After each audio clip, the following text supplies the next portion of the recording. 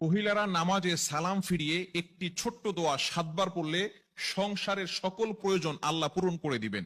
মনে রাখবেন, আমাদের মা বোনরা যারা আছেন তারা অনেকেই কিন্তু সংসারের ভিতরে সুখ চান, শান্তি চান, এবং বিশেষ করে অনেক সময় স্বামীর অবস্থা খুব ভালো থাকে না।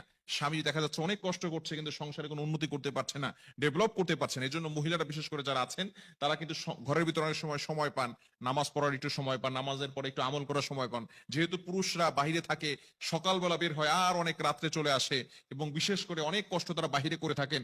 বিশেষ করে পুরুষরাও যদি পারেন এই আমলটি করবেন। 5 ওয়াক্ত নামাজ আপনাকে মাস্ট বি পড়তেই হবে। তবে নামাজ ছাড়া আপনি সংসারের ভিতরে কখনো পশ্চিম কালেও আপনি কিন্তু সুখ এবং শান্তি আনতে পারবেন না। একটু বলেন তো, সুখের মালিক কে? হ্যাঁ, সুখের মালিক হচ্ছেন আল্লাহ। তো ওই আল্লাহকে আপনি অখুশি করে কখনো আপনার সংসারে সুখ আনতে পারবেন না। একমাত্র কাজ হচ্ছে নামাজ পড়া। নামাজ 5 ওয়াক্ত নামাজের পরেই এই ছোট্ট দোয়াটি পড়তে হবে। দোয়াটি হচ্ছে ইয়া কাদিয়াল হাজাত, ইয়া কাদিয়াল হাজাত।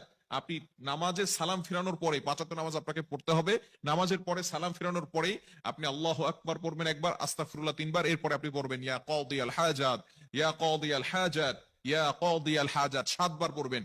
এভাবে যদি আপনি আমল করতে পারেন, ইনশাআল্লাহ আপনার ঘরে যত প্রয়োজন আছে, আপনি কেমন যেন আল্লাহ তাআলার কাছে প্রয়োজনের কথা বলতেছেন, যত প্রয়োজন আছে সকল প্রয়োজনগুলো আল্লাহ পাক রব্বুল আলামিন নিজে পূরণ করে দিবেন। বিশেষ করে নামাজের পরে দোয়া করলে দোয়াগুলো কবুল হয়। আমরা অনেকে দোয়া করতে চাই না, অনেকে আমল করতে চাই না। নামাজ পড়ার পরেই অনেকে আছে নামাজ পড়ে, নামাজ পড়ার পরেই কিভাবে যত তাড়াতাড়ি মসজিদ থেকে বের হওয়া যায় এটা অনেকে করে। খবরদার, আপনি কিছু আমল করার চেষ্টা করবেন, ইনশাআল্লাহ আল্লাহ তাআলা সংসারের ভিতরে সুখ শান্তি বৃদ্ধি করে দিবেন, প্রয়োজনগুলো আল্লাহ তাআলা মিটিয়ে দিবেন। আমাদের অনেক প্রয়োজন আছে, অনেকে অভাবের ভিতরে আছেন, অনেকে কষ্টের ভিতরে আছেন, ঘরের ভিতরে শান্তি নাই, শান্তির প্রয়োজন।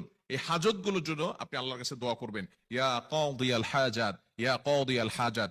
এখন যদি আপনি নামাজ না পড়েন, নামাজ না পড়ে যদি আমল করেন, তাহলে কিন্তু কাজ হবে না।